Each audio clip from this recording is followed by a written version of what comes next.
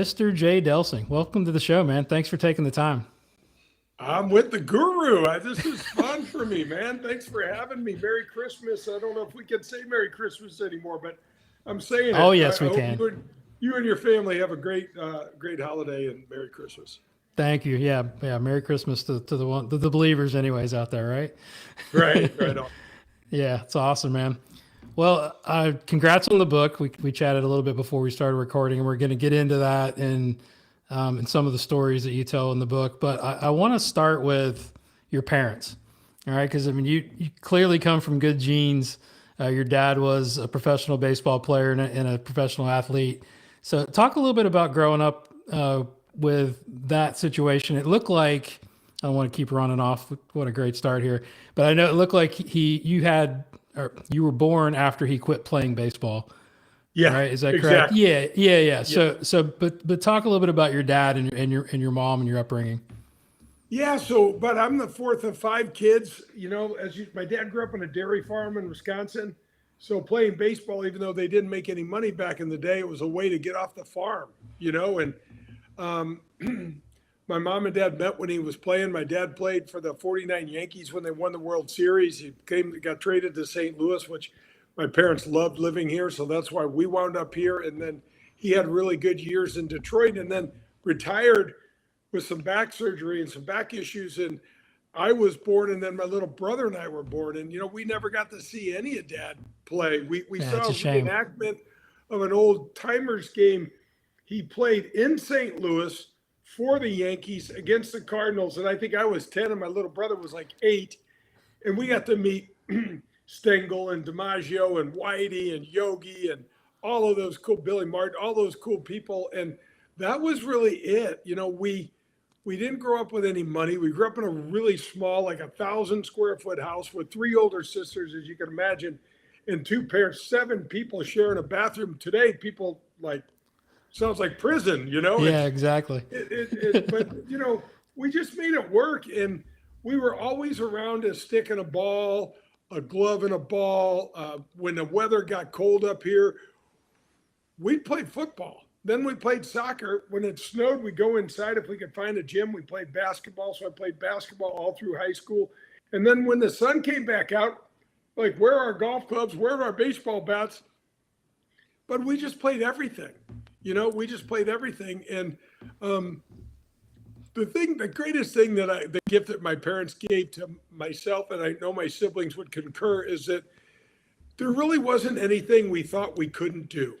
Hmm. You know what I Yeah, mean? And, yeah, and what a gift. What a great gift. So I tell people, for me, I just wasn't smart enough to be afraid. I probably should have been, going out to UCLA as a young man, not knowing anybody yeah. even in the whole state of California, much less the city of Los Angeles. I didn't know one person. And, it was just like, it was such a simpler time.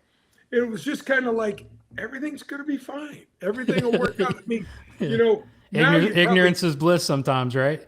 yeah. And now you probably, have your parents arrested for, saying bye to me at the St. Louis airport and going, good luck, Yeah. and here I am with this, lousy set of golf clubs and 2 pair of shoes and a suitcase about this big with everything I owned in it. It's like, that's what it looked like. So who introduced you to golf? Like, did your dad play a little bit, or like, how did A that? little And bit, talk a little bit a about little bit. your like junior golf career.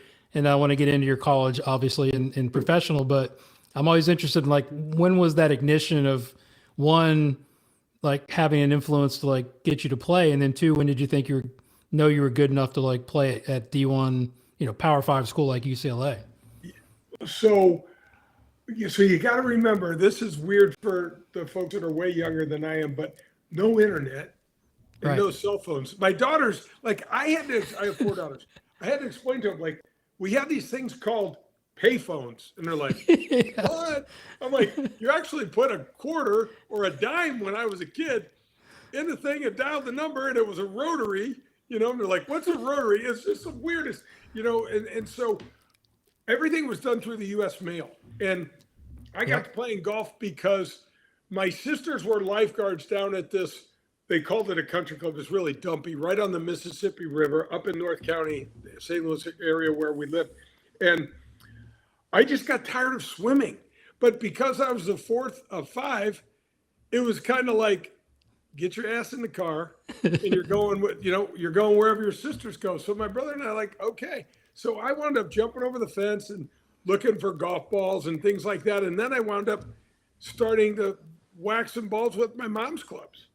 Those were down in the basement, and my dad played a little, and I saw my dad playing one time, and I'm like, Dad, I want to go do this. And he's like, you don't want to do this. And I'm like, no, I want to do this. And I just pestered the shit out of him, I think, until he finally acquiesced, and took me along. And then from that point on, I'm like, I what was the real reason was I didn't need anyone right to organize anything. I was the same way. I could do it all by myself. And I spent probably an inordinate amount of time as a young kid. That's why I'm so weird, by myself, and being a parent now, that's unusual. Sure. Your kids always like to be around you and stuff. And so that was probably, one of the really unusual things that I did, but I just loved it. I mean, there was one thing that somehow got impressed upon me when I was a little kid was that I'm going to college, but I've got to pay for it. Right. And so I was like, I don't have any money. How are we going to do this? And that's really what wound up spurring me on. I was really and truly hoping, to get some sort of scholarship initially so that I could go through college. And then what wound up happening, but is I just loved it. I loved it. I love to compete. And I just wound up, I can remember hitting this one shot, and I hit it with a 3-wood. But our golf course didn't even have grass. It was not good. And I remember pinching this 3-wood off of there and going, oh my gosh. And the ball flew long and straight. And I'm like, how am I going to do that again? And the funny thing is, I think it took me like a month before I ever did it again. But then it came around and it just kept getting better and better. And so I'm just so lucky. I mean, you've had some cool people on your show, and nobody on your show is luckier than me. I mean, No one's luckier than me, because I just loved the game. I love to compete, and this game took me to college. It's taken me all over the world. It's just treated me way better than I really deserve. And I'm just so grateful for the people that I've met, the places that I've gone. I'm 65 years old. I still get to sit in front of you, and I don't really feel like I work for a living. Yeah, we're very fortunate. How cool is that? Yeah. So did you have a coach back in the days, or just self-taught and just dug it out of the dirt? Just did what? 10-finger grip, bud. That was like this. Love it. And once I got to about 14, I could hook this ball. As I look back on it, if I could have kept the ball in the air long enough, it'd just come right back to me. Because it would start way out to the right. And I'm like, There she comes. And I'm like, oh, there she goes. That hook was just, and like I said, playing, of course, with no grass, so the hook would just roll forever. And so I thought that was fantastic. Forget being able to keep my ball on the green anywhere or any of that stuff. I just wanted all that length. Yeah, it's interesting how we're sort of shaped by our environment. It was the same way. I grew up on a muni course with no bunkers, crabgrass, hard fairways, and I hit this slow hook. I had a Paul Azinger grip. Yeah. And I get to college, and I got bunkers in the way and waste areas. And I'm like, oh, well, I need to learn how to hit it up in the air. It's right. Like, oh yeah. But I mean, it was I was a product of the environment that I was. I could play. I'd never shoot over par because I'd just sling one in there and play 2 clubs less and bounce it up on the green and whatever. I think we had similar upbringings there. Well, how about trying to learn how to hit the high soft shot around the greens? Because everything I hit was leading edge first, pinch, low, spinny, and then all of a sudden I get to UCLA, I'm like, oh, everything's a lob over a big face bunker, buried lies. My course didn't even have sand traps. I'm like, that's me too. Yeah, exactly. We got a problem. Yep. So how was the recruiting process? I remember, I'm a little bit younger than you, but I had to send VHS tapes in the mail to coaches. It's like to get We didn't somebody even to have like the come watch VH you. We didn't even have VHS. I mean, my I'm God. 65. It's Yeah. so there were basically 3 tournaments that we were judged by. It was the Big I Insurance Youth Classic, Yep. the PGA Junior Championship, and then the US Junior. Well, I got on a plane and went to Wilmington, Delaware, and almost won the US Junior. I lost in I think I lost in the quarterfinals to Don Herter in 21 holes, and he wound up winning the thing. And so that just threw me straight up and I qualified for those other events every single year. And so that just threw me up into this stratosphere where I was like, I mean, I did send out my resume to over 200 colleges, but I had over 50 scholarship offers. Oh wow, that's And amazing. I went like I said, we didn't have any money. I went on all 8 of my trips so I could travel. I didn't have it. I thought traveling was cool. I'm like, I went to That's Wake awesome. and I went to the Arizona schools and USC and so in Houston. And so, it was fun, man. It was, and again, not really knowing what I was doing and not really having anybody to guide you. I mean, my parents were, when you have 5 kids and your parents are both working and, it's like, figure it out. Yeah. You know what I mean? Oh yeah. It's like my little brother and I can cook. We can do laundry. We can do all of the stuff that needed to get you from one day to the next. It was like, I mean, we didn't go, hey, Mom and Dad, we're hungry. They're like, shut up and make yourself something. I love it. Yeah. You know what I mean? Old school, man. So, yeah. That's what we did. We didn't know any different. And so we were very, we could think on our feet. We were, we got ourselves into a lot of trouble that way as well, but it was still super cool. That's amazing. So you decide on UCLA, and a lot of the stuff comes from your book, which we're going to get into. But I love your story about the first day you arrive at Bel Air Country Club. Tell that story and who you met, and like some of the people that you got to talk to, like right off the bat. So set it up this way. My parents say good luck to me. I fly to LA and I have no idea who's picking me up. Have you ever flown into the LAX airport? Have you ever flown into I don't think I have. Yeah. That's one of the few ones I haven't been to. It's one of the worst airports you'll ever. English is about 6 or 7 down the list of languages. Oh, God. And I mean, you're talking about a hillbilly from North County. I was like, so I get all my stuff and I got some stranger going to pick me up. Today you'd be like, I'd be in Tijuana the next day probably. Yeah, you never know where you're going. So I'm standing there just waiting at the curb with my golf clubs and the guy stops and says, Jay Delsing? And I'm like, yes, sir. And he's like, I'm here to take you to, I'm here to pick you up and take you to your house, where you're living. I'm like, awesome. So I don't know him. Get in the car, perfect stranger, drive on the highway. There's a zillion cars. I've never seen that many cars in my life. And we're probably, I don't know, 20, 30 minutes from Westwood. Anyway, he stops in front of the biggest house I've ever seen in my life. Again, my house that I grew up in was probably 1,000 square feet. We had 1 bathroom. That house was for cleaning, and my brother used that word very loosely, eating and sleeping, because there just wasn't any room for anything. Mm-hmm. So he stops in front of this mansion. I mean, it's a mansion. Goes down a windy drive that goes down about 750 feet, all brick driveway. And I'm just kind of going, wow. And he stops the car and I'm thinking he's probably got to make another stop or pick somebody up or something. So I'm just sitting there in the front seat and he turns the engine off. And I look over at him and he hands me a key and an envelope. I said, what are we doing? He goes, this is where you're living. Oh my I went, God. You got to be kidding me. So, but this was Lana Turner's old house. Oh my gosh. You can Google Earth this thing. It's on the 9th tee of Bel Air Country Club. The address is 555 Perugia Way. And Jack Nicholson lived down the street. Talia Shire lived down the street. I'm like, I don't know any of this, right? I just go, sir, this can't be right. I'm a freshman. And he goes, you're Jay Delsing. This is where I was told to take you. I'm like, big time.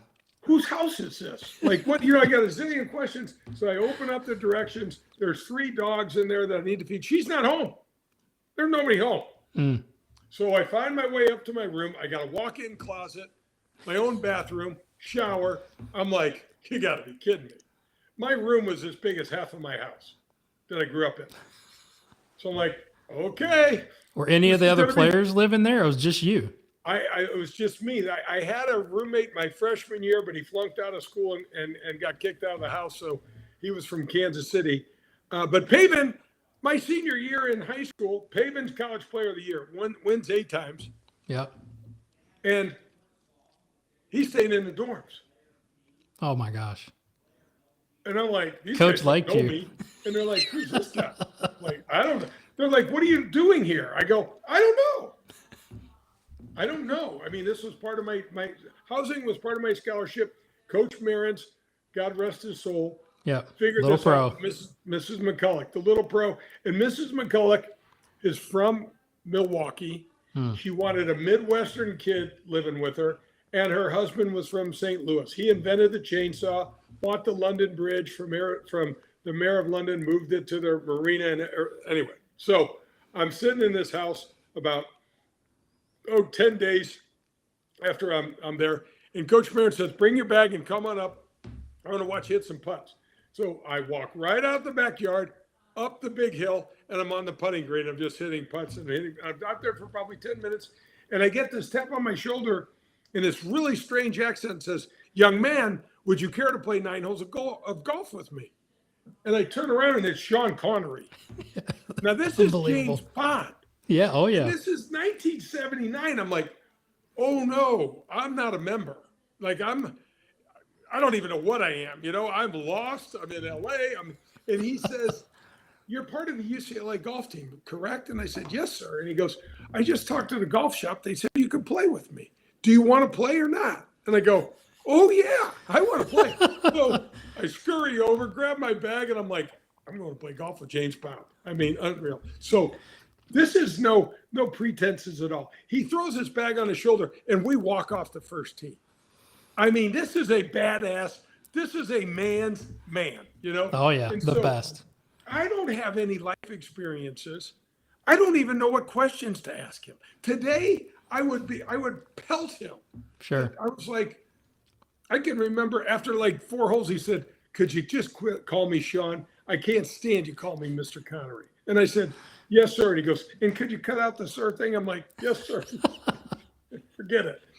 So I start calling him Sean. I'm like, so I go, Sean, do you like LA? And he goes, no, LA's a shithole. My wife hates it. I hate it, but we're in the movie business and this is the Mecca. And I'm like, oh, and I'm thinking, it's a great question because LA's awesome, right? Sun's every day. And he's like, no, it's terrible. So I'm like, okay, totally confused. Long story short, we're walking up the 9th hole and it's as dark as my hoodie. And I look over at him and I said, Sean, let's play the back 9.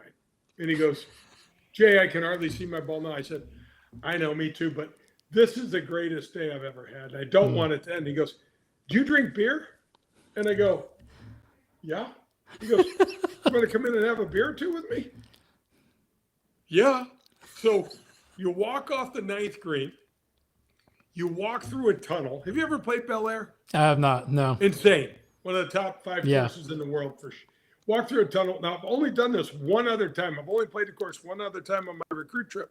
So I'm following him closely. Press the button. Elevator comes down. Now I'm in uncharted territory. I have no idea. Elevator dumps us off into the men's locker room. Never been in there. And he's telling me, put your clubs over here, and then let's walk this way, and we'll go grab a beer. I'm like, okay, cool. On our way in to get a beer, he runs into a couple buddies, introduces me to them, doesn't tell me their names, but just says, hey, this is Jay. He's a new UCLA golfer. Oh, nice man. And I, yes, sir. No, nice to meet you. All that. They say a couple things, talk for a minute or so. We turn the corner. See, I said, nice to meet you. We turn the corner. I'm like, these guys, I got Sean Connery. So we're getting ready. And he turns around and he goes, hang on a minute. He goes, I'd be remiss. You got to remember those guys. They're going to do some amazing stuff in Hollywood. Steven Spielberg and George Lucas. That's insane. And it's 1979. I don't even know who that is. Right? Yeah. I don't even know who that is. Sure. And so then to top off this story, again, my eyes are this big and I have no idea what I'm doing except I'm drinking beer with Sean Connery. And he says, "Do you know who Barbara Walters is?" And I don't want to act like I'm just the hick from the farm. So I'm like, "Oh, sure." He goes, "Well, good, because she's interviewing me Saturday night. I think you'll like it. You should watch." And I go, "Yeah, right on. Okay, cool." So we finish a couple beers. I mean, I'm just in love with this man. Sure. I go walk back down to my house, and I said to Mrs. McCulloch, "You're not going to believe who I just played with." And she goes, "Who did you play with?" And I said, "Sean Connery." And he goes, "Isn't he lovely?"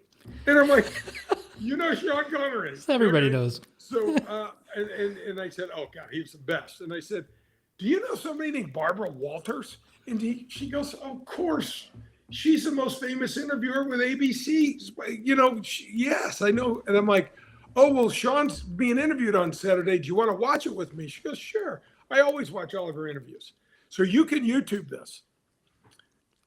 In the middle of the interview, I'm sitting there on the couch watching, and Sean says to Barbara, "Every good woman deserves a nice slap every now and then." Oh, no. 2025, he'd get canceled. Bro, but that's a man's man. You know what yeah. I mean? Look, I have 4 daughters, and I love women. But I was like, and he was like, "It's like pass the salt." The way Unbelievable. He said. So if you're really bored, you should YouTube that, because it is. I'll definitely will.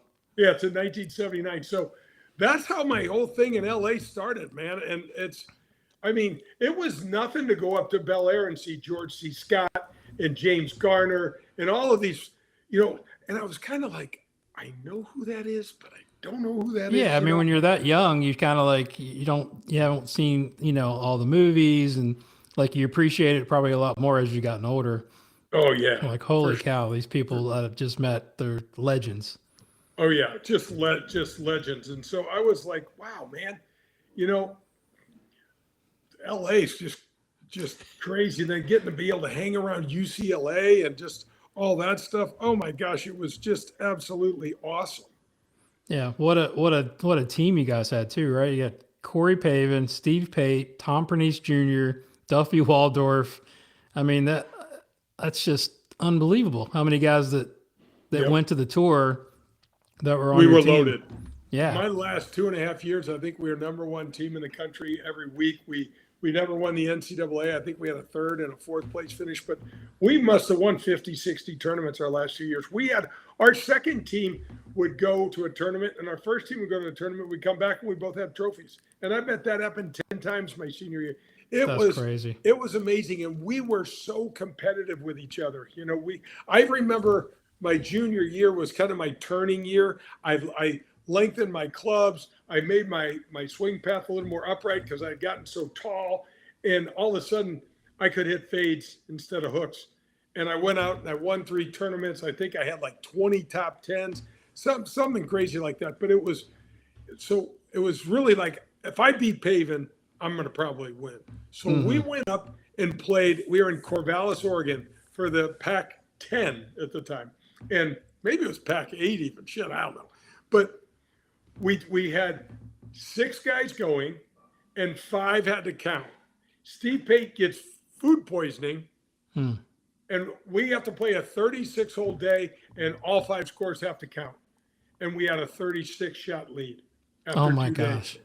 And That's Pavin crazy. wound up winning the tournament by like 4, and I was clear. I was second. I was clear of 3rd by like 5. Wow. And it was just one of those things where we just really spurred each other on. And Corey, I just, can't think, he taught me how to play. I was already competitive, but he taught me. I'd ask him stuff. I played with him as much as I could because he's the best player I'd ever seen other than Bobby Clampett. It was insane. I was going to say, you got any good stories about Corey? I've heard a few of your other stories, definitely about the mini volcano or the human volcano that we'll get to. But like, obviously doesn't hit it that far, right? Unbelievable ball striker, shapes it both ways. Like, is there anything you remember that you're just like, holy cow, this guy's different? Anything inside of 40, 50 yards, he's trying to make. And because he had such a good year when I was in high school, he went to the semifinals of the USAM. So he got invited to Augusta. So I'm out in LA, and Corey in the springtime goes to Augusta as a freshman. He shoots 80-80 and puts it into Rays Creek twice. Oh my gosh. And I'm thinking, I need to quit. Because if he's putting it into Rays Creek, I might as well take a bath in Rays Creek. I mean, what? So, and I'm like, paving. And he's like, I don't know, man. I didn't think the greens were, the ball wouldn't stop rolling. You know, got that bullseye putter. Oh, bro, and that little choppy, cutty stroke. And, yeah, you know, we didn't have a bunch of, we had no tech, and we didn't really know what to ask. You know, we were just out there trying to figure it out. Yeah, that's crazy, man. Yeah. You managed to win a few. You won, what, 4 times in college? Yeah. I mean. Yeah, I know my senior year I had like 5. I lost in like 5, like 0-5 in playoffs or something. But oh my gosh. Yeah, I won. I played a lot of good golf my last 2 years and got to be a 2-time All-American, which was another goal of mine. You know, that was really super cool to see that realized. And then what the neatest part about it was along the way, I was able to start realizing like I can play with all these guys. Yeah. I mean, the weirdest thing, Guru, when I first went out there my freshman year, I couldn't hit a fairway, but I was long. I mean, I was long, and I could putt the eyes out of everything.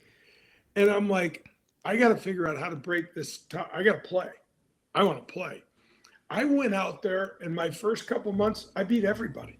I beat Pavin. I beat everybody. We had Tom Randolph, who's now the assistant executive producer for NBC Golf under Tommy Roy. He was an All-American. Chuck White was another All-American. I beat everybody my freshman year.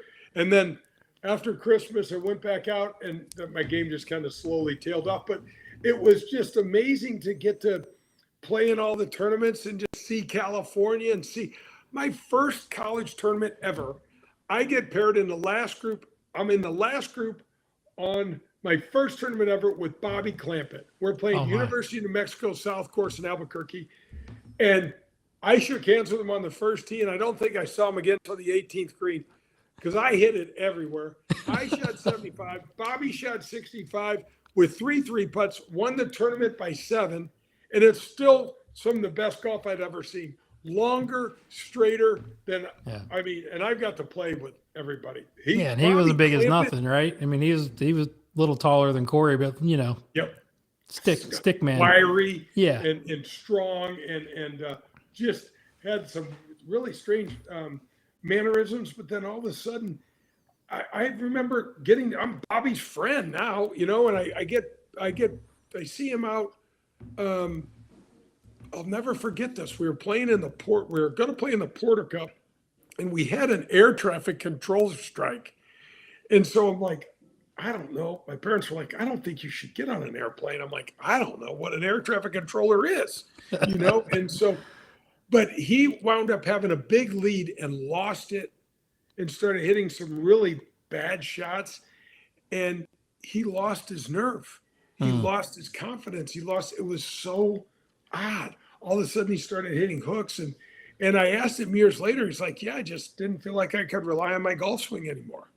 He was big in the golfing machine. You know, he was, Ben Doyle and that all golf he was all with Ben Doyle and So I mean, Coach Marin's had to be a huge influence on you, right? I mean, did he give you like any instruction while you played for him, or really? Eddie had just the structure of just what like a college coach does? He built a team. Yeah, he built the entire program.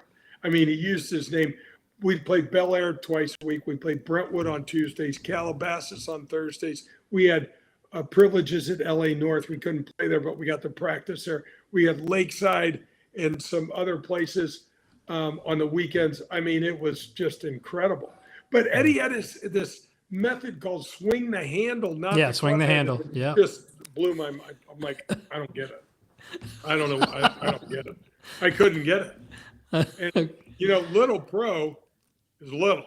Yeah. Oh, yeah. He's like 5'5", and I'm 6'5", and he's talking to me. I'm like, I don't think I can do that. You know, and you have to remember, I didn't have much instruction. I had one lesson prior to that. Yeah. A guy took me from 10 finger and put me in here with the overlap and got my hands on the club well, and that was it. That was Everything it. else was like, let's go. I mean, I had a Sandy Andy that I used to try to hit with. It was great scoring club from the fairway and had a flange on it like this, so I couldn't hit any soft shots around the green. But oh my gosh, it's just the whole experience of traveling the country for UCLA, getting to be at UCLA. Coach Wooden would sit us down every 6 weeks and talk to the golf team talk to us about processes. And we didn't know what he's talking about. He goes, put your sock on 1 foot at a time. I go, is there any other way? We're dumb. I'm like, I don't know. That's the way I put it. I never put 2 socks on at the same time.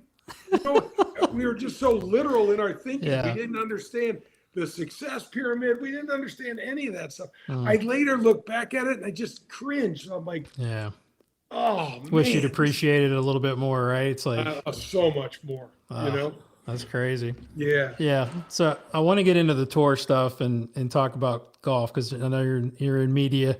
Would you consider yourself media now, right? No, I don't know what I'm doing. Not hardly. No, I am. So talk about when you turn pro, right? It's like, I mean, and I want to get your take on the direction the tour is going. They're shrinking the fields. Yeah, I know, and that's I would love to hear your take because I teach a bunch of mini tour guys that are trying to get on, and then I got a couple that are in there, and then I got one that's like trying to stay on later in his career, and it's making it much more difficult on these guys. Like talk about your process of like when you decided to turn pro and like because you went to Q school several times, right? You got your card right out of college, got my card right, and then and I also got some backup follow up questions of like what kept you going, right? Yeah, for 19 years in a row, I either kept my card or if I lost it, I got it back. So I basically had my card for 19 years in a row, which, as I look back, it was really cool because I was basically learning how to play on tour. You know what I mean?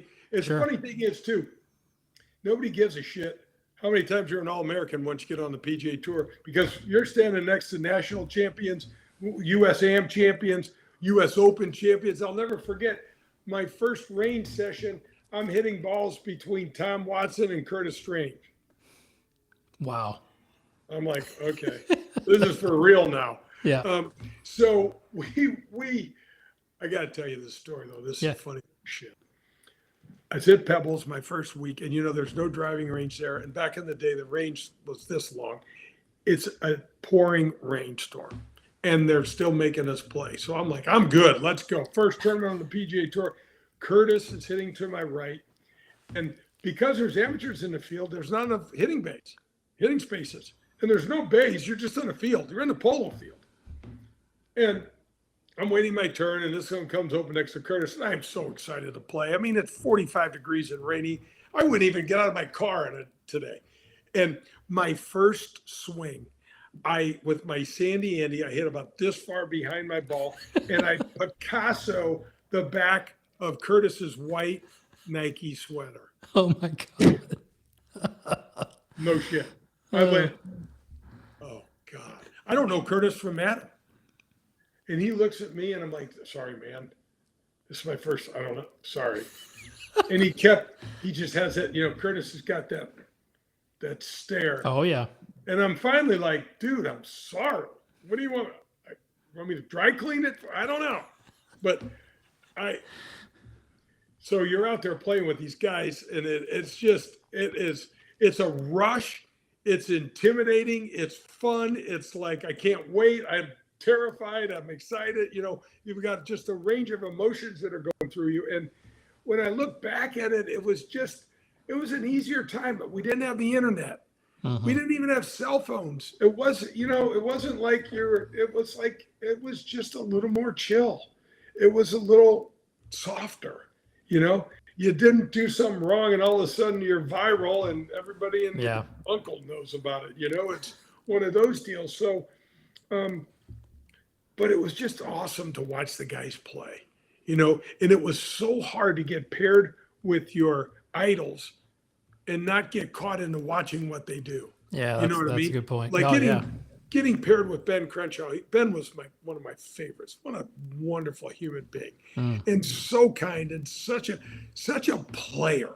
Because he doesn't hit it very good. He doesn't do, but man, he can chip and putt it, and he knows how to score, and he's just a baller, And then you get a guy like Hal Sutton who just is a strike show, and a good putter, but can't chip or pitch it. You know what I mean? And so you kind of look at you like, wow, and then you get a guy like Jack who can do everything, And did you get to play with Jack? I did. I got to play with Arnold. I got to play with Sevy. I got to play with Norman, Tiger, Phil, all of them. And those guys, those artists that know how to, wow. Yeah. That played with Trevino. Oh, I mean, how was that? That had to be special. That man could hit a ball. I mean, he hit that thing like this every time, and I was kind of. So it was, but we didn't think much of it. We just did it, and it wasn't for the money.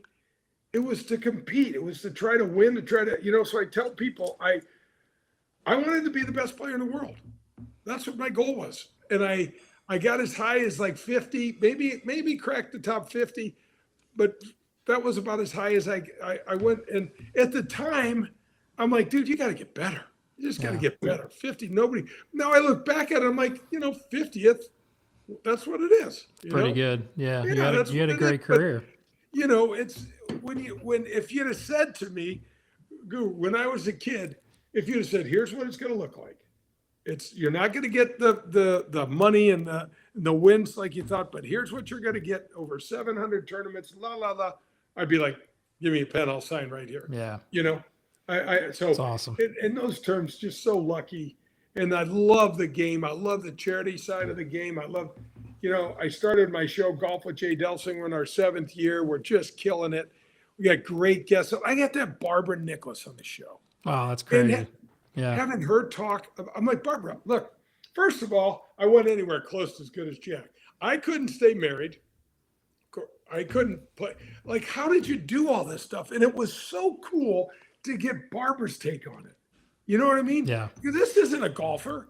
This is a really cool human being. And by the way, she's a rock.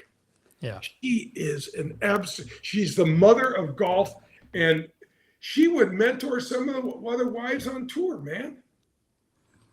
What it was interesting. You actually, when you started doing some on-course reporting, like didn't you do one where you were actually still playing in the event? Like you're like Kevin Kisner, but actually playing in the event and played pretty decent. I did. I wound up getting I took an antibiotic and had an allergic reaction to it and was in the hospital for 2 days. On Monday and Tuesday, we had just done. I was with the Fox golf team. We had just done the Senior U.S. Open up at Chambers Bay, which was what a disaster. And we're going the very next week to the Senior Open at Del Paso in Sacramento. And I had a scratch on one of my fingers, and they gave me a sulfur-based penicillin because it was getting infected. And I I had to check myself in the hospital on Monday. So I was in the hospital Monday night, Tuesday night, got out Wednesday. Played 4 holes in the practice round, teed it up on Thursday, playing and broadcasting. And I got to tell you, the broadcasting was so much fun. Now we sucked. Fox, we just weren't good. But what led you to that? Like were you just thinking, okay, I'm probably at the end of my career ish, or like what led you down that path? Joe Buck is a friend of mine, and he loves the game, and he said, I think we're going to get golf. Would you be interested in doing something with me? I'm like, hell yeah, that would be a blast. Yeah, that would be a blast. So, and then if I would have done my show first and understood the cadence, just the whole, it would have been just an entirely different ballgame. But it is what it is. We didn't know. And I had a friend of mine who's been in radio and television for 40 years. Call and congratulate me for getting on the Fox team and said, by the way, you guys will never make it 12 years because Fox paid $1.2 billion for this NBC, U.S. Open franchise from NBC. And I go, what? Why? I mean, are we going to be bad? He goes, well, you'll probably be bad because everybody starts off bad. But Rupert will get so bored with golf, he'll get rid of it. And that's exactly what happened. We lasted 5 years, and he sold it for pennies on the dollar back to NBC. And they came out smelling like a rose. But I got to tell you, this is really interesting. And maybe this could help your players. I never got to watch the other players play when I was playing. I had my head down. I was trying to raise a family, be a good dad, stay married, all of that. Watching them, their duck hooks look just like mine. Their missed 3-footers look just like mine. I was, it actually made me think, oh, you got to be kidding me. You know, that they're playing, that our games are so similar is what I learned. Yeah. And it really would have been cool if I could have seen that in my 20s. You know what I mean? Because you always feel like you're, you know, so far away or this, that, and you're not. That's what I was going to ask you. Like, if you had to go back, what you know now about the game and like covering the game, you know, go back and tell yourself when you first got on tour or just in the middle of your career, what would have helped you kind of get over the hump or maybe, you know, get a couple of wins? Because I know you won some Corfair or buy.com events and you've won a couple other events, but you were so close. Like, it seemed like you were just like right on the cusp of like turning the corner. What would that advice be? I'd have never changed my swing ever. I was really high and I shut the face like all the modern players do. I would have worked my ass off from 50 yards and in. I'd have learned how to pitch the ball when I was 25 instead of waiting till I was nearly 40. I can pitch the ball at 65. I can stand there with anybody. I feel like I can hit tight lies. I get a kick out of the guys that are like, because Parker McLaughlin's a UCLA boy. He's the short game chef. Sure. And I don't forget the other kid's name because Parker likes bounce. The other guy likes leading Joe edge. Mayo. Like, you guys don't play? You need both. Good luck. Good luck using the bounce off that hard pan. Good luck. Yeah. How far are you going to hit that little 8-yard pitch? 28 yards? You know, that thing's going to bounce off the hard pan and you're going to hit it right in the forehead and you're going to send it in the next week. Better hit the ball first, bud. I just, I don't know. But I learned that the last 12 years or so of my tour career, I went to all of my friends now that I competed with: Crenshaw, Faxon, Pavin, Couples, VJ, Bob Estes, who was phenomenal at helping me, David Frost, Kite, all of those guys, and asked them how to pitch. How do you hit these shots? And I will tell you this: 65 to 70% of them, no idea. Right. No idea. Yeah. They just done it a certain way their whole life. Like Pavin, who used to, he goes, I just take it up here, way overplaying, and right at the bottom, I just kind of slide it right under there and I scoop it. And I'm like, I got to go. That's not going to work for me. It's interesting. Thinking, you know, hearing those stories, you know, back in those times where it seemed like players were helping players more. There wasn't as many coaches. And that was kind of curious about your take on modern instruction now that I'm obviously a big part of. Sure. Now it's like you would never go to another place. I mean, some of them like, you know, share some things, but typically it comes from getting accurate information on guys like me and guys who are coaching guys and what's reality versus like, what does a tour player feel like he's doing, which could be dangerous. It's kind of what you're describing. Your feel ain't real. I mean, I learned that my first year on tour. Your feel ain't real. But the interesting thing in our society now is that the small teaching I do, I'm a holistic. I want you to shoot lower scores, not be pretty. Yeah.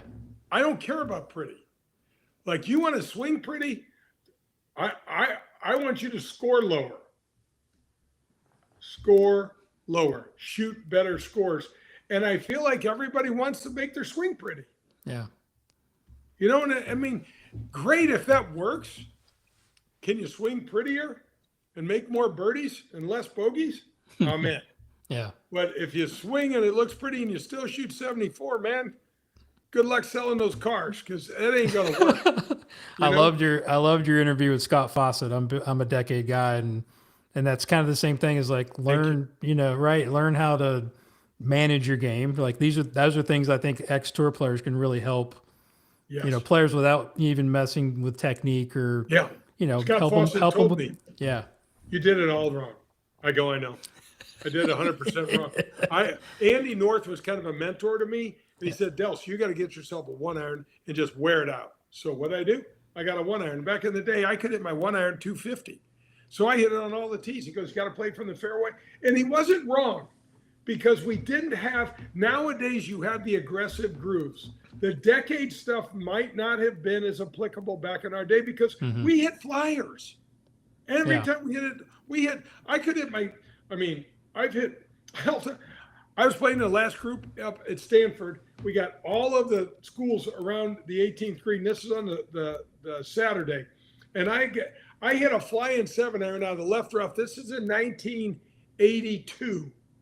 I hit a flyer out of the left rough. Nobody moved around the green. Oh my God. I hit a 7-iron with a shitty ball out of the left rough about 210 yards into a sand pile over everybody's head. No one saw it. Oh my God. Yeah. So having a bunch of power. Could you imagine the modern day tour player playing with our V grooves back in the day with this rocket ball, and then don't worry about the rough. Just make it 2.5, 3.5 inches long, not long, and good luck. Because now you hit it over there, and you're going to put all that speed on your 8-iron, and your 8-iron's going to go 250 yards. It just is. It's crazy. It's never going to have spin on it. Yeah. So when people ask me about what would you do to try to unmodernize the game because of the speed, I'm like, I might think about the grooves in the irons. Because if you took away the power, their ability to control the ball out of the rough, it would put a bigger premium on the fairway. I'm not smart enough to figure out the problem, but that's something I thought about, because one of the things that when I was in the fairway, I could attack back in the day. When I was in the rough, I was trying to attack, but I don't know. Yeah. It was just one of those things. Yeah. I teach William McGirt. It's kind of, I love Billy. Yeah. Yeah. Will's, 46, still got a lot of game, trying to, a lot of game. Trying to hang in there and keep his card. And he complains about the golf ball because he can't curve it, right? That the golf ball goes too straight. And I hear that a lot from some of my better players, but everybody's trying to hit it straight. And like, these guys are trying to shape it some, one direction or whatever. But yeah, the equipment, he's like, change the golf ball, but also maybe, change the driver head where you have to hit it out of the center of the face. Like, let's bring golf back again to where skill is involved as opposed to just pounding it with an orange on the end of a stick. Yeah, it's like a piece of lawn furniture on a stick. I mean, the drivers are this big in the sweet spots like this. I got drivers down in the basement that don't have sweet spots. They're made out of persimmon wood. It's crazy. Willie Mack, I got to play with him a few times. He's a great guy, and he's underrated. He's one of those players that wound up beating you all the time, and you're like, what did you shoot today? And he's got a lot of grit, a lot of balls. I love players like him. And please give him my best, too, because I haven't seen him in a while. But he's always somebody I root for, and I know he's in that kind of age chasm where you're like, what do I get to play in? Still playing off the, the category, the past champion category, winning, the Memorial in 2016. But he's got so much game. Just trying to get him to the Champions Tour. And, keep him going. But so back to the direction the tour is going. Like, give me your take on what do you like? Throw in how Liv has changed the game. Like, what's your take on that? I got so tired of talking about. There was a time period about 12, 14 months where all we talked about was money. Just made me sick. It just made me sick. I'm like, look, I don't begrudge the guys. Make all you can, but there's way more to this than money. And I'm tired of talking about it. It's a dead subject. Let's move the hell on. But we couldn't with Liv. And then our commissioner was, and I was a Jay Monahan fan. I will just tell you this. If Jay Monahan was a commissioner when I was playing, he would have been no bueno. Yeah. He would have been out. What was that? Was that June 6th or something like that when he announced that framework deal, something like that? Guess what? On June 7th, he would have not had a job. There would have been an absolute revolt by the players. You know, there's always that thing where they say they work for us. Well, you'd have been out. That you don't bypass all of the procedures because you think you can. You just don't do that. And this with Brian Rolep, I love the NFL. I appreciate the NFL. The NFL is a cash generating machine, but as far as I can tell, the mission statement for the PGA Tour is still to provide playing opportunities for professional golfers. And when you cut 25 jobs, I'm pissed. Yeah. I don't even play anymore. I'm shrinking fields. Yeah, the fields are getting smaller. They get the elevated events. Like, it doesn't make sense. Well, you're taking away one of the things that corporate America loves so much about our game. Yeah. And that is we kill what we eat. It's a meritocracy. You don't now all of a sudden they're talking about no cuts and they still get retirement cut points for making a cut when there's no cut. I'm like, I'm not smart enough to figure that one out either. That doesn't make any sense. And I just think if they mess with the charitable part of our organization, this thing's gonna be, we're gonna be in trouble. Yeah, you're not going to hear the story like about bringing McGirt back, but he took 7 times through Q school to get on tour, and then he's had a great career, been out there 14 years. Like, you're not going to hear that story anymore, right? No, I mean, it's just not going to happen. Like, your situation going back and forth, like it's not feasible, which is a shame. Well, and you also know that the PGA Tour donates more money than MLB, NFL, NHL, and NBA combined. Mm-hmm. We're going to dump $500 million in the charitable market, and that's just from our tournaments. I mean, come on, man. That's significant. Everybody talks about the Phoenix Open and the gong show that the 16th hole is and everything. I made a hole in one there, by the way. I know you did. And the night was absolutely insane. But people don't realize is we're building hospitals with that. They're leaving $20 million plus in the Valley of the Sun just from that 1 week. That's what's significant to me at this part of my life. It really is. All right, so let's talk about your book. All right, let's sell some books because I think it's awesome. Well, thanks. Talk about just like how it came about, like what pushed you into sharing these stories, and then I want to ask you about a couple of the stories that are really, really interesting in the book. But talk about and then the process. I'm always curious about, how long does it take? How does this whole process work to actually get a book done? Yeah, so was I. Thanks. A buddy of mine kept pushing me, and I was like, man, the stories are fun, but I'm not ego-based enough to think people could give a shit and want to read too much about it. It's also self-conscious.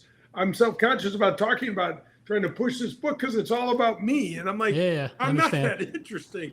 But these stories are kind of fun. It's really a testimony to golf. Sure. It's really a testimony to the fact that our game is a uniter. Whether you want to think it is or not, it's a uniter. It's what brings people together. I dare you to play 18 holes of golf with someone you don't know and not have his number by the end of that day.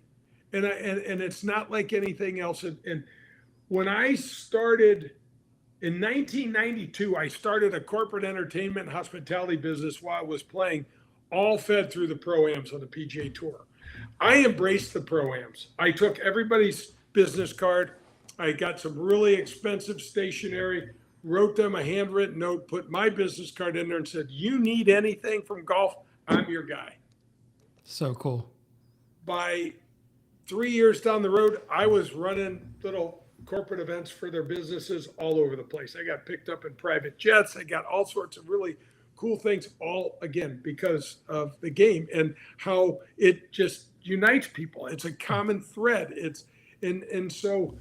Well, it's also because, I hate to interrupt, because you take an interest in others, right? I mean, not every tour player is like you. You know what I mean? Like it. Yeah, exactly. I mean, and then I can understand it's their job or whatever, but you've got such a great personality and I don't think it's put on, right? It's like you just care and take an interest in other people, and that's going to come back to you. So continue. I used to say to my group, what's up, guys? And they're like, hey, how's it going? And introduce them. And I would make a notation to you have a green hat on, you have a blue hat. Yeah, you want to remember the name. So I remember the names. Yeah. And I get up there and I go, I know you guys were hoping for Tiger Woods, but son of a bitch if you didn't get me. And they're like, yeah, well, and I said, so I really went out of my way to make sure that this was a great day for them. I was reading their putts, helping them with their games, asking them questions, have a beer or two with them afterwards. Sure. It's great business, yes. right? It's great business, not just for me, for golf. I'm an ambassador for the tour as well. And I want them to think golf is just awesome. I can't wait to do this again, And so, but my constituents hated it. They hated it. But think about this. What other sport do you get to go play with Tiger Woods the day before he starts to compete on the course he's going to compete on? Now, it's not as far back, but you're still standing on the green with him. Yeah. You're putting in the same hole as he is. That's a game changer. That's a differentiator. That's what makes our sport so great. Yeah, absolutely. It's super cool. So the book came about because that business, COVID just knocked that business out. Just took it from a really nice place to zero. No corporate travel. Nobody could go out together. We couldn't, all the crazy things we did through COVID. Thank God we survived it. What a mess. I know. But anyway, so I was looking for stuff to do. I was still playing a little bit, but not much. And so I opened a wine bar with a friend. And then through that wine bar, I met this guy and said, you should write a book. And I'm like, yeah, right. And we'd have a tequila together. And he's like, you should write a book. I'm like, I'll have another tequila. I'll tell him some more stories and I'll go home. But it wasn't until my friend said to me, you have 4 daughters. You should write it for them. And I'm like, huh. I still didn't say yes, but it made me think. So then I called him and I write, all right, let's fucking do this thing. Yeah, leave a legacy, right? Yeah, so let's do it. And so it's a slog.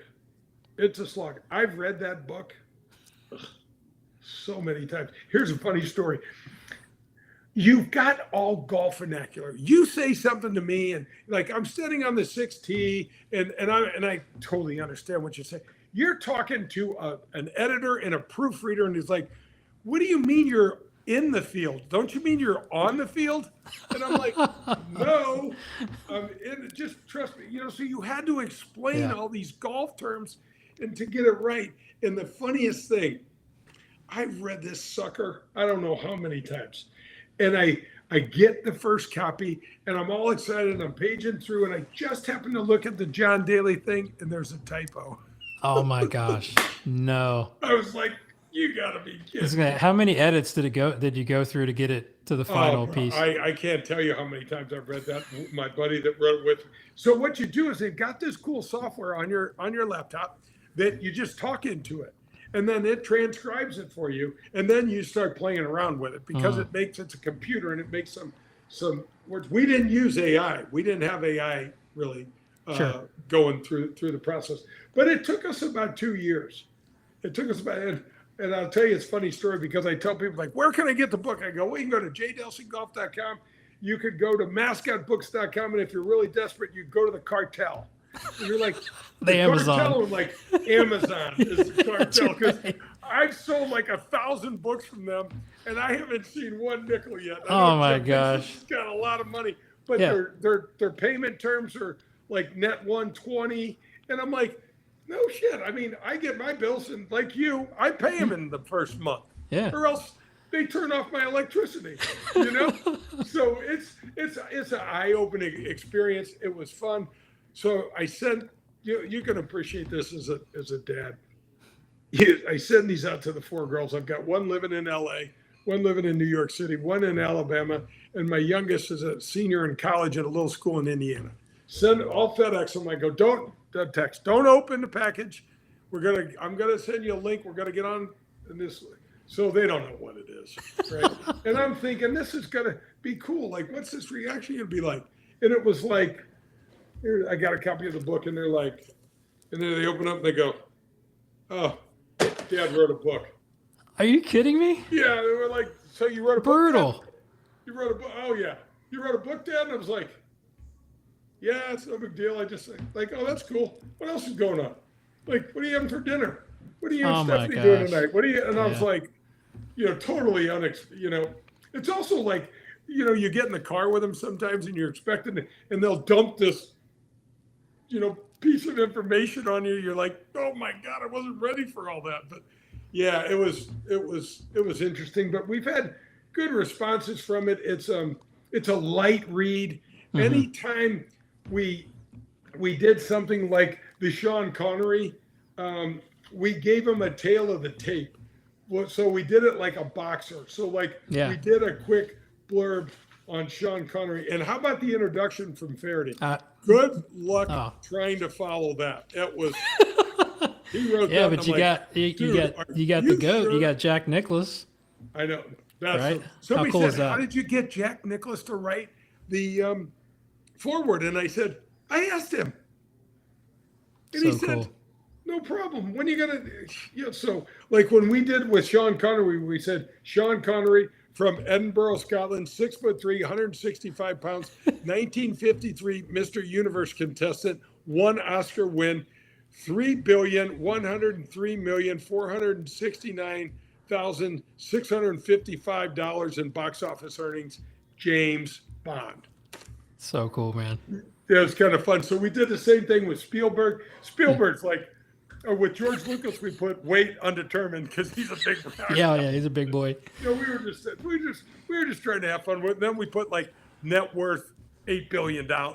Whatever Google said. George Lucas's net worth is probably 10 times more than that. So, do you have a couple of minutes to tell a couple of the stories before? Oh, sure. Before we jump off? Anything. Yeah. Anything. Yeah. So, when you were talking about going to other tour players and asking for advice, I was going to joke with you and say, I'm sure you went to your good friend Scott Hoke. You got to tell me the Scott Hoke story. Yeah, this is funny. So I get paired with Neil Lancaster and Scott Hoke up at Glen Abbey in the Canadian Open. Glen Abbey, I should have won that tournament twice. I had a bunch of top 10, not a bunch, but several top 10 finishes. And both, I think the 2 third place finishes I had made triple bogey on number 11 both years, and they weren't consecutive years. And I was playing in the last group, so I was right there, So I love the course. I'm looking forward to it. I see my pairing, and I'm like, oh. And I like Neil. He's just unpredictable. Scott, zero personality. Great player. Ton of respect for Scott as a player. As a human being, not so much. So we get out the first day. We're going down the 9th hole at Glen Abbey. And back in the day, remember this, Glen Abbey was the Canadian Open. It's the same thing as the U.S. Open. And the reason why it was so big on the PGA Tour schedule, the only tournament Jack never won. Jack was always playing. Yeah. He was always playing.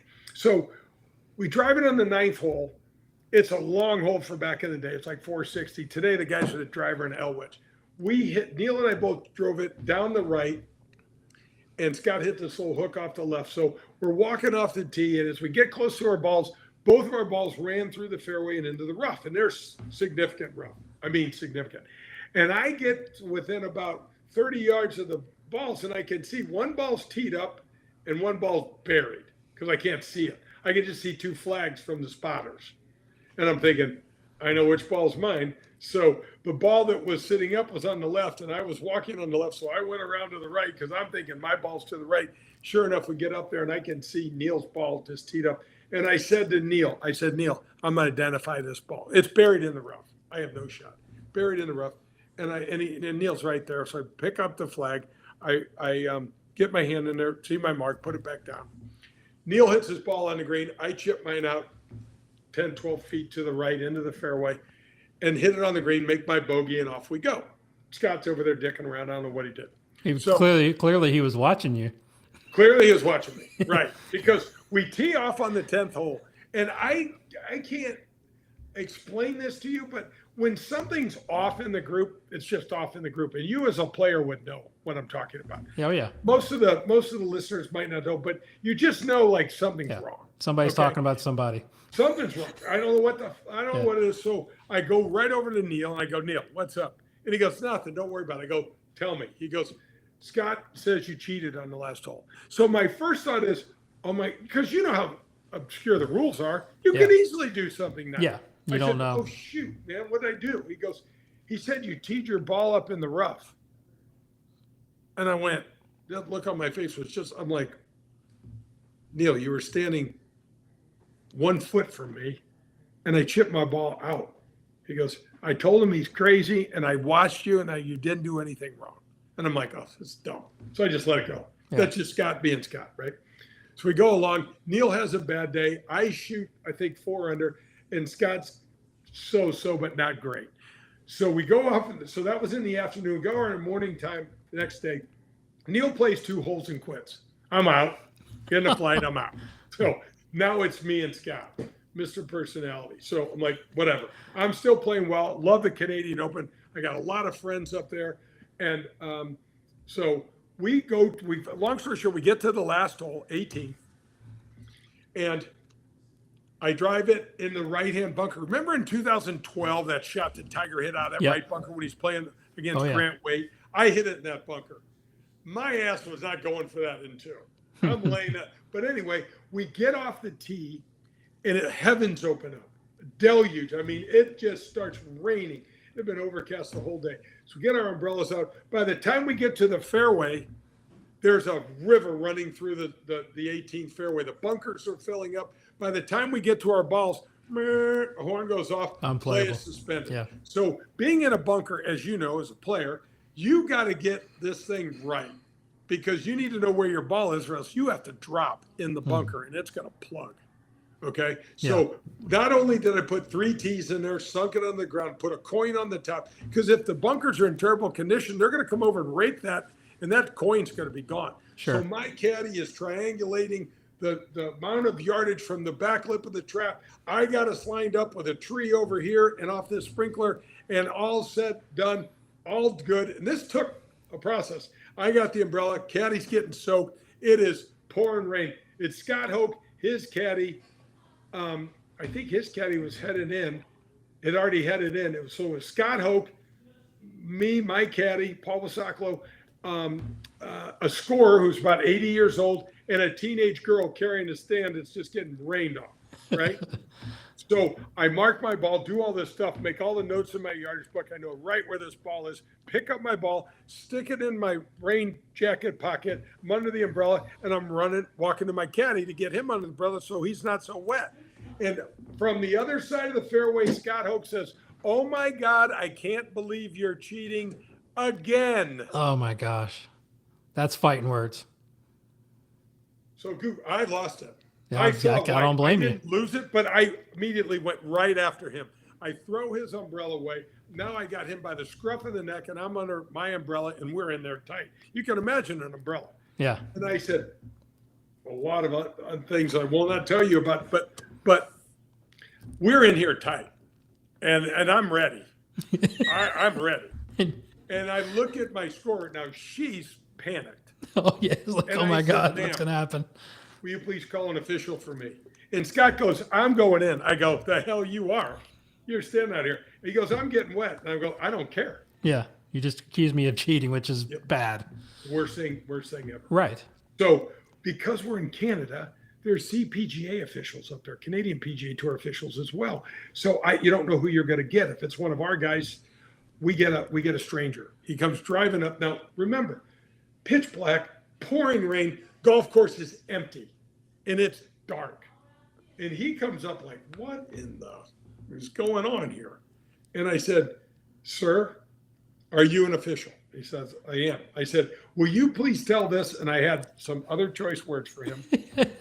That I am well within my right, within the rules of golf, to mark my ball through the green when we're under suspension.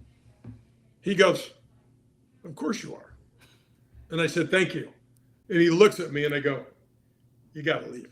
And he goes, I go, "You got to leave." So what happened after he left? For this next part. So I look at Scott, and he's kind of standing there like this dumb look on his face. And I'm like, I have heard my entire career that you're just an asshole. And I've tried to give you the benefit of the doubt. I actually like your wife, Sally. She's really a lovely person. But for you to have the audacity to not know the rules of golf, come accuse me of cheating twice when you're dead wrong. I said, I don't know if I should just kick your ass or I don't know what to do. And then I just pushed him out into the rain. And I'm like, just get away from me. Oh my God. And now I'm still running it at 12. Sure. Yeah. So now I'm under what's my caddy? I'm still out in the middle of the fairway. We walk in. My caddy says, hey, I go, don't talk to me. Go home. We're clearly done for the day. The golf course is beat to death. We're not going to, I'll text you later. And he goes, okay. And so I go into the locker room, get all my stuff out, dry my umbrella, all this other stuff, and go up into the players area and grab a drink and just go in the back and I just need to just decompress to try to figure out what just happened here. Because you know how people go, I was in a rage and I could have killed somebody. I think if I would have started punching him, I don't know if I would have stopped. Because my adrenaline was at a 20, Yeah. you know? Well, you can't get that. You don't want that reputation, right? It's like it's all it takes is a rumor, and then it follows you forever. You can't have that. Yeah. You can't. Next thing you know, you're Patrick Reed. That is the worst thing that anybody could say about you. So yeah, I'm sitting in the back. I'm by myself. The room is pretty much cleared out, and I just have my head down, and I'm like, what in the hell just happened? And I hear these footsteps come up, and then it kind of taps on the table, and I look up, and it's Scott's dad. Oh my. And he says, you know, I have told him and told him and told him that he needs to learn to keep his mouth shut, that he doesn't know what he's talking about. And he goes, I saw what happened today, and I'm really sorry. And I said, okay,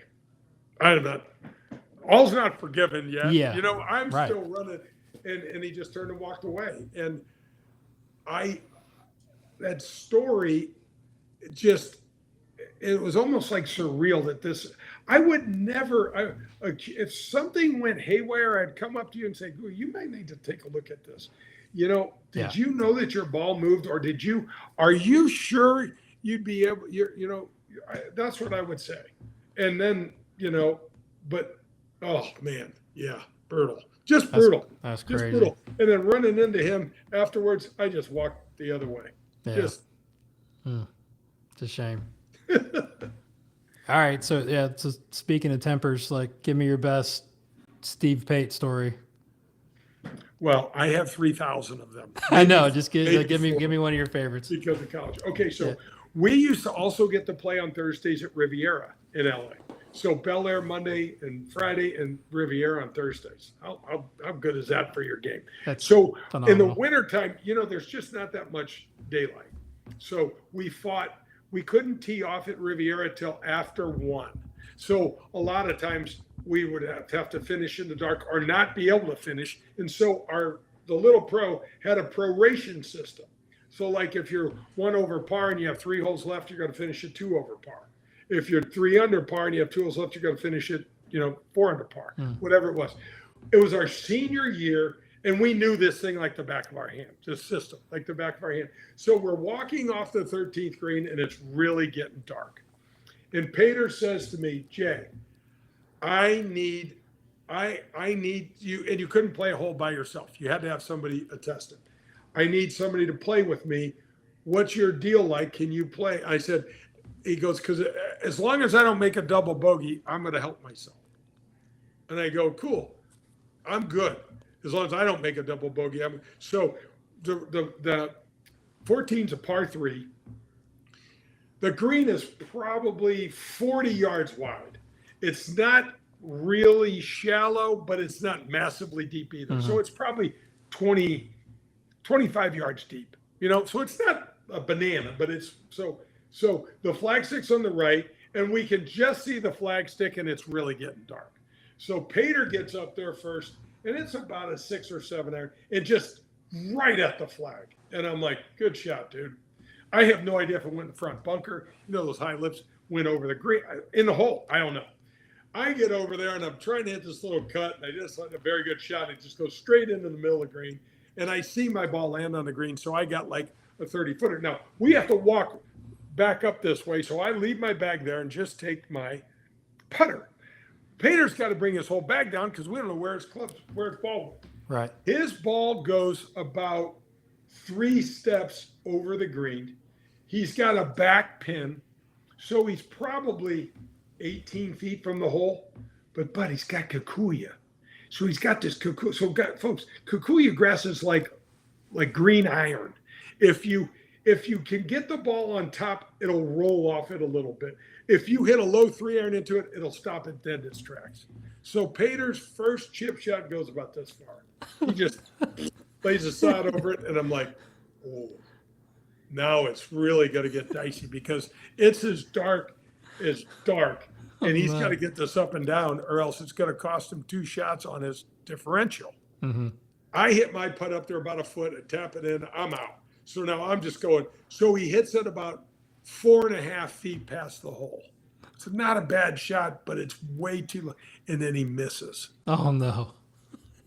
Loses his shit. Steve Pate could run profanity in a sentence like no one you've ever seen. And it was all directed towards him. Now, he would scream at his ball, but he would never get pissed at me. Mm-hmm. Like if I did, he would never. He was always mad at himself.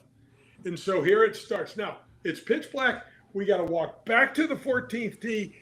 I get my clubs. Pater's got his on. Pater is pissed. He's running at a time and a half. So he's in front of everybody. The rest of the guys we were playing with are waiting for us on the 14th tee.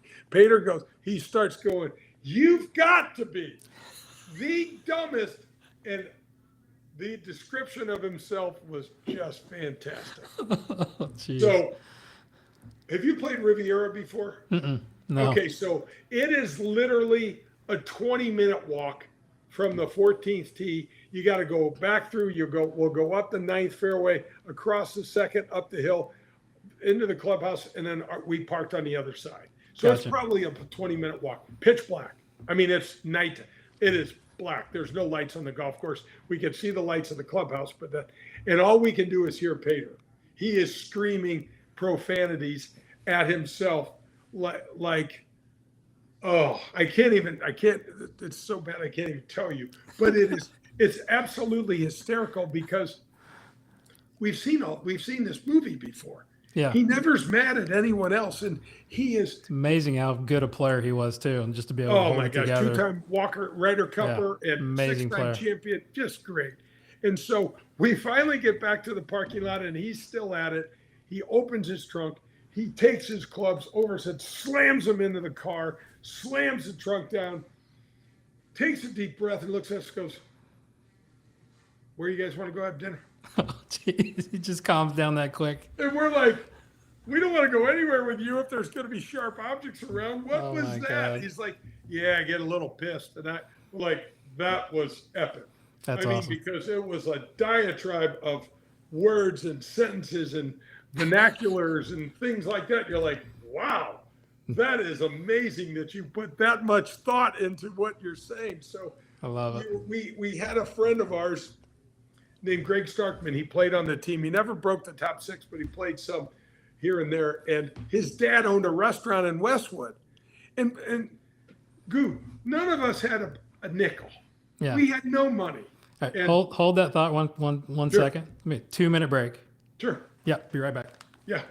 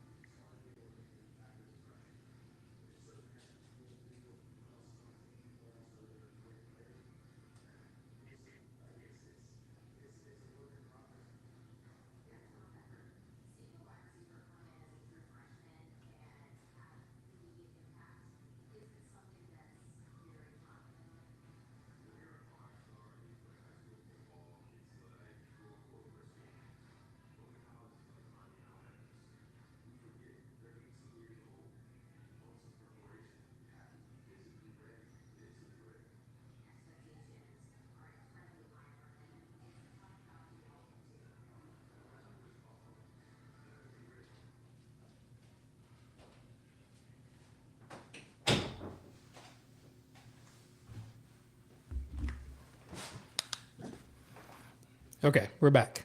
You're not going to believe this. What's that? I just got an alert. Kepka left Live. Oh my! I heard his contract was up. No, he's got 1 year left. Oh, does he? Oh, I okay. wonder how much he had to pay back. Oh my gosh, he's a man without a tour then. Yep, right. Breaking news on the Golf Guru show. Wow, right? Can I leave that in? Anyway, yeah, I get all these golf alerts on Yeah, my yeah, I'm email. sure I'll You get it too. the same thing. Yeah, yeah. Yeah. So so we had a friend, his name was Greg Sarkman. His dad owned a restaurant down in Westwood Village. And we said to Starkey, you got any ink in that pen? Because he just had to sign his check. And he's like, what do you guys think? And we're like, oh, dinner at Old World tonight. He's like, yeah, come on, Dad won't mind. So we went down there. I bet you the whole dinner wasn't $100, back in the day, but Yeah. Nobody had any money. And, we were always scrounging around looking for something to eat or I don't know, but we sat down and had dinner with Peter and Peter, but he's like, I don't know. I just get pissed. I'm like, that's not pissed. That's suicidal. That's maniacal. That's like, where do all these words come from? And he's like, I don't know. I've always been pretty good at it. But obviously he could settle himself down and still play. Absolutely. He was a birdie machine. Doesn't he have the record of the most birdies in a row at Augusta? Does he still have that? It was I think he might. 8 birdies or something in a row. I know he made a lot of birdies. When Peter was absolutely fearless when he got going. In one of the Ryder Cups, they paired him with Tiger. They didn't do well, but they paired him with Tiger because they knew that Peter didn't care. Yeah. He didn't give a shit about Tiger. Doesn't care. I'd put me with whoever you want. We'll go do it. So he and I played a ton of golf together, and he's an uber competitive guy. And man, when I first got to UCLA, I'm like, I have never seen a better chipper and short pitcher around the greens than Peter. And Pavin was unbelievable in all of it. So I was learning from all the best. So cool. Yeah. Just all right. The experience of Jason, the game is so cool and so giving and so charitable and it unites us. It unites people all over the place, man. I can't be more grateful. My life could have gone a lot of ways. None of the kids I grew up with are talking to you about, the game of golf. And it's pretty damn cool. So where do you think you got that sort of outgoing, get along with people, care about people from? Where did the empathy and because you're one of the most grateful people that I know, which is one of my favorite qualities about any individual. But where do you think that came from? Well, thank you. I think, I don't know. I would say I've kind of, when I learned to kind of put my ego away, it became apparent that this is going to sound crazy and it's probably stupid for your show, and you could always edit it, and you should probably. But when I start my mornings with 3 things that I'm grateful for, and some days it's just for my dog, and some days it's for the roof over my head, and other days it's a little more profound. But the answer to all of my biggest questions in life revolves around love. And if you'd have told me this when I was in my 20s or 30s, I'd been like, smoke another big fatty because you're off your rocker. What did you find Jesus? What do you but it's true. It's true because I want to be kinder. I want to be, those are the things that matter to me now. And those are none of the things I ever thought about. So I think as you get older in age, you look at things and go, man, it didn't really have to go that way. I could have, I'm not saying I didn't work hard. I'm not saying, but a lot of people work hard, and they don't get what they get. I got to chase a dream, bro. And do you know how powerful that is as a parent to be able to tell my daughters to do the same? Because aim high. I tell them, aim high. I had a bunch of volleyball players because they're tall like I am. I'm like, who do you think's going to be outside hitter for the national team. They're like, I don't know, Dad. I go, I don't know either, but why can't it be Brennan Delsing? There you go. I mean, Yeah. why can't it be? Yeah. There's no reason. And the girls are off doing great things in business. They use golf a little bit in their business life, but it's one of those things. But in our world today, I feel like everybody's okay with mediocrity. And it's like I get people out one week, can you coach my son or daughter? And I'm like, well, tell me a little bit about Susie or Johnny. Like what? Well, and I'm like, how do they handle getting punched in the nose? Like when they get hurt, Yeah. like, well, oh gosh, I don't want them hurt. I'm like, you're not for me. And Yeah. I'm not for you. Because if you can't accept the failure and if you can't get your ass up off the mat how many times? How many times, Jason? As many as it takes. That's right. Yeah. And that's where like your story about, losing your card, going back, getting it multiple times. I mean, that shows grit. Like, I mean, it's tough to teach that, right? Like you kind of have to have it, but it comes from the parents, right? I mean, my son's a new, mini tour, chasing the tour right now. And it's hard, but I've never had to ever tell him to go practice. Like when a parent comes to me and say, hey, can you coach my kid? Or what do you think? I'm like, if you got to drag him to the golf course, he ain't got it. He just doesn't have it. No. Like I'd have to tell Nick to take a day off. Yeah. We got kids sleeping in the car and gnawing their arm off to play on the PGA Tour. Exactly. We got to get you to go practice. That's not going to work. No. And see, the other thing is that's an immeasurable. You can't measure that stuff. And you give me, like I had a guy call me, you'd love this one. He called me and said, we're putting together the traits of what it takes to be a tour player. And here's what we got. And it was all ball speed, this speed, launch angle, la, la, la, la. And I'm like, I go, what do you think? I go, I don't know, not much really. And he's like, what do you mean? I'm like, well, where in that do you measure heart? Where in that do you measure grit? Where in that do you measure determination? Yeah. All of those things. I said, so let me ask you this. What did you come up with? And he gave me all the parameters. And I took about 10% off of every one. And I said, you give me a kid that balls out with heart and grit, and all of these measurables is 10% low on. I'll take them every week. Yeah. Courage. Every single week. Right. But like that's one of the questions that if you got a little bit of time for a couple of personal growth questions here that I always ask. Yeah. Sure, like of course. One was about daily habits like that. I'm glad you brought that up. It's like, what are some of the things that makes for a great day for you? I mean, you mentioned, the gratitude training, which I think is phenomenal. Like what are some of the other things that you like to do in the morning? One of the things I try to do is I'm trying to hammer away at the gym to keep the old man away now. Yeah. I have a phenomenal partner in my life. I love spending time with her. I hope that I know I'm on the back nine. I hope I'm on hole 10. We don't really know.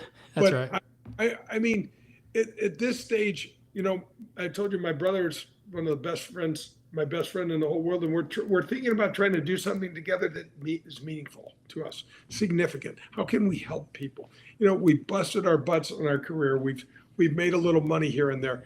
How can we do something that's a little more meaningful?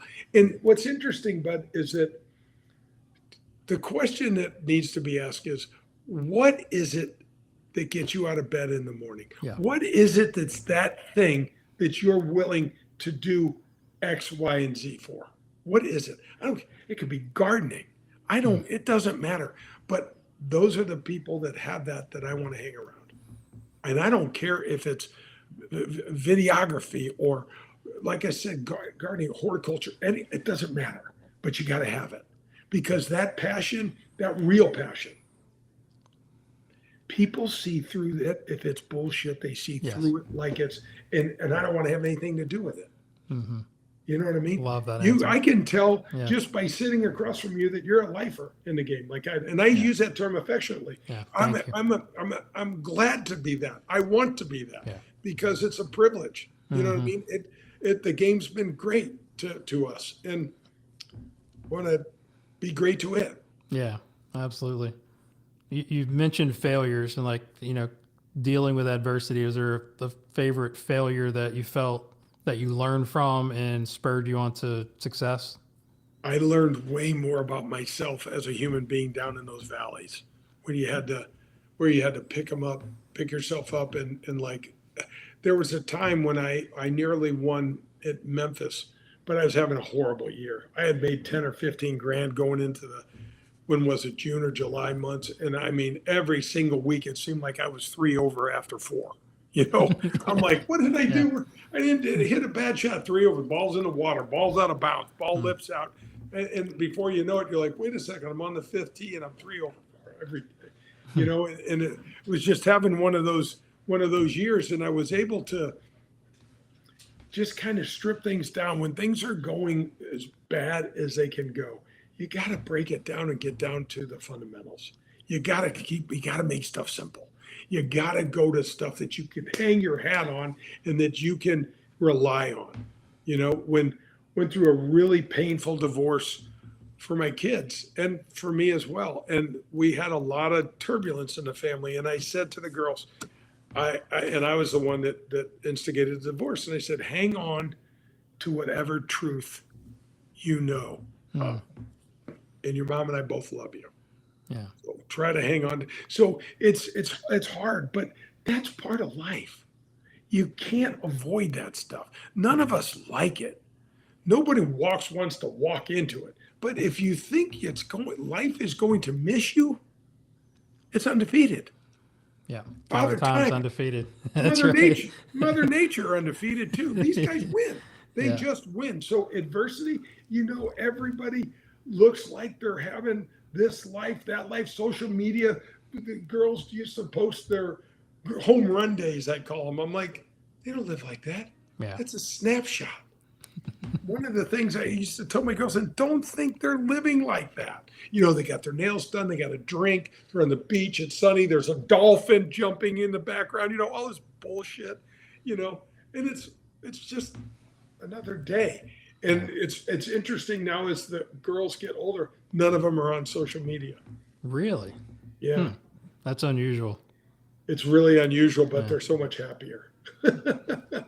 Yeah. I mean, it just depends on what business they're in. I mean, sometimes, it kind of is a Oh, yeah. necessity. Obviously you got to Yeah. know how to treat it and, Yeah. Yeah. block out all the BS. I guess what I mean by the social media part is that, that Insta and all that stuff where they're Sure. going back and forth posting, I spent 10 days at the Four Seasons and, Yeah. Maui. You're like, oh, great. Who does that? I know.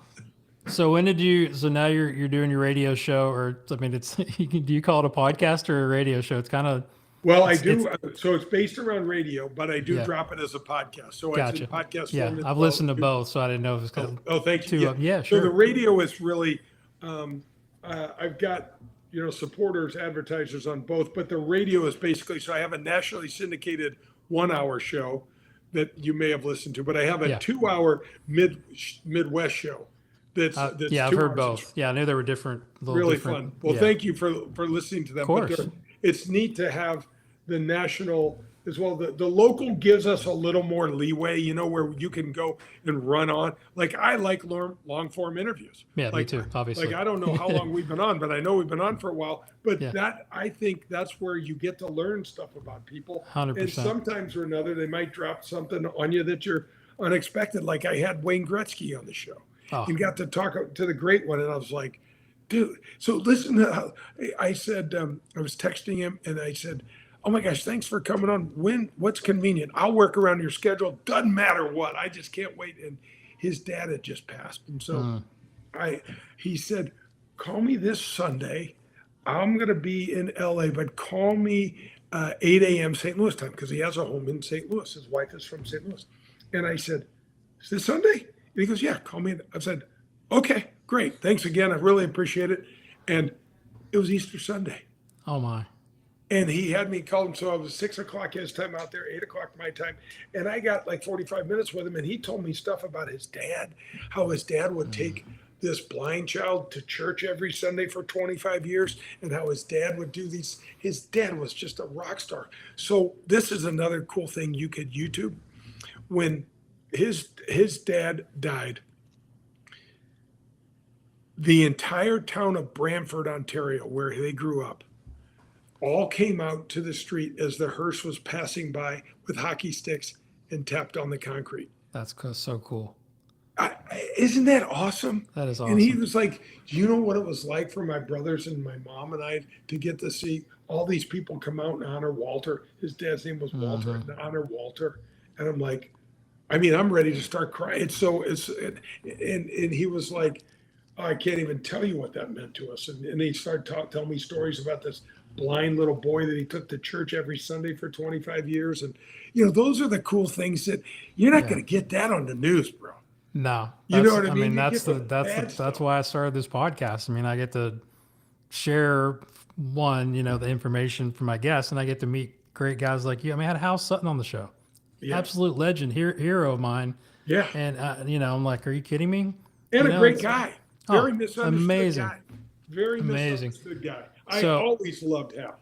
So I always get this question when I'm a guest on the podcast is like, what advice would you give somebody that's interviewing somebody else, right? It's like, because like we talked about before we started recording, like I listen to all kinds of podcasts, not just for the information, but like the type of questions they ask or the reactions or just how they guide the listener and how they guide the guest into what they want to get. So what have you learned from you've been 7 years, right, with your show? Yeah, I'm just finishing up my 7th year. So what are some of the things you've learned?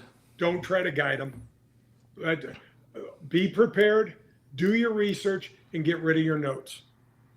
Because short, open-ended questions, you never know where these cool peeps may take you. Sure. Yeah. And so I early on in my career, I was interviewing like Bob Costas, and I'm like, Bob, and I had this list of stuff. I mean, he's done like 14 Olympics, or whatever it was, winter and summer. And it's this record. I mean, it makes me feel like I didn't even have a career, and I wound up going through this whole thing. It took so much time that I didn't get to really dive in like I wish I had. So I wound up getting him back on the show, which was so fun.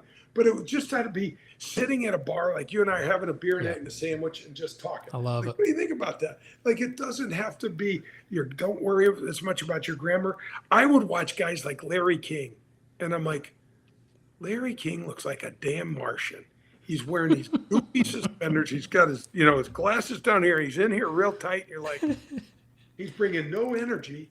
Yeah. And he'll go down in history. Jason's one of the best interviews of all time. I'm like, well, that's a head scratcher to me, because I also listen to Johnny Carson, to Howard Stern, to David Frost, and listen to some of those old school guys. And because if you can get it conversational where you get to hop around, as long as it's going to drive some people crazy. That's okay. You can't be not everybody. All right.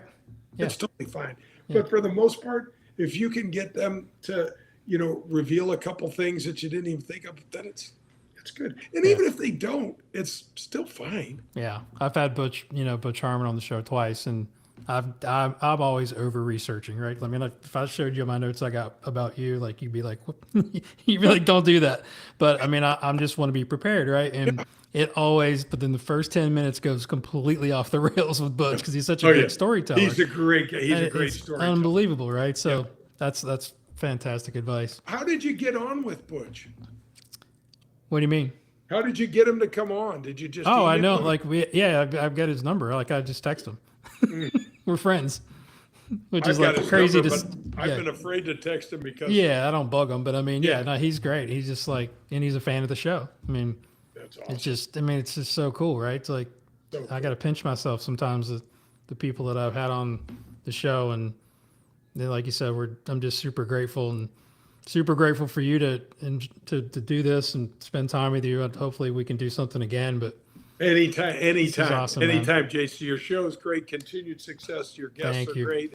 It's a fun format. It's comfortable. Right. You know what I mean? That's the biggest compliment that I've gotten. It's just like, we're just having a conversation, and that's when, you can get the best out of people, and we have, a great, sharing opportunity to help people. So that's what I'm all about, man. And I appreciate it. And that's what you're about. And that's why we get along so good.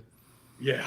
Yeah. Anytime. You've got my number. I'll send you my cell so you have that too. And please.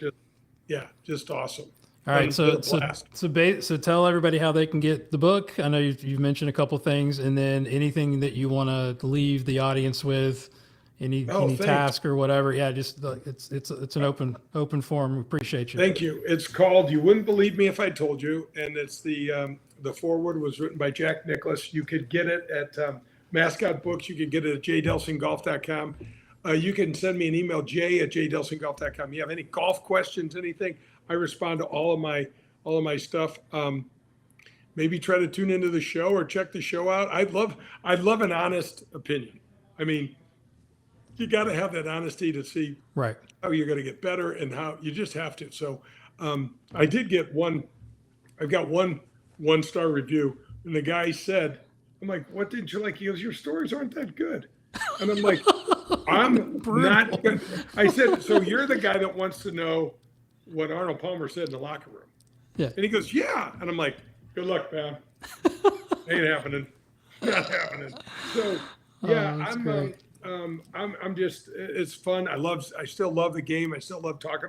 I talk about it way better than I play it now because of my age, but it's still the greatest game of all time. And it's been so good to me. So I just want to try to share it, try to get people involved. If somebody can, one person comes away going, "Gosh, man, I got to try this game." I mean, then it's a win for both of us. It's all worth it. Absolutely. You're the best, my friend. I appreciate the time. Oh man, thank you. And best of luck to your son. I'll start following him. And Thanks. and tell Willie Mack that I said hi and to hang in there because I will do it. never did you want to get older faster than when you're 47, man. I know, man. I hear you. Yeah. All right, my man. Well, I'll talk to you soon, and Well, I appreciate you. appreciate you right back. Thank you.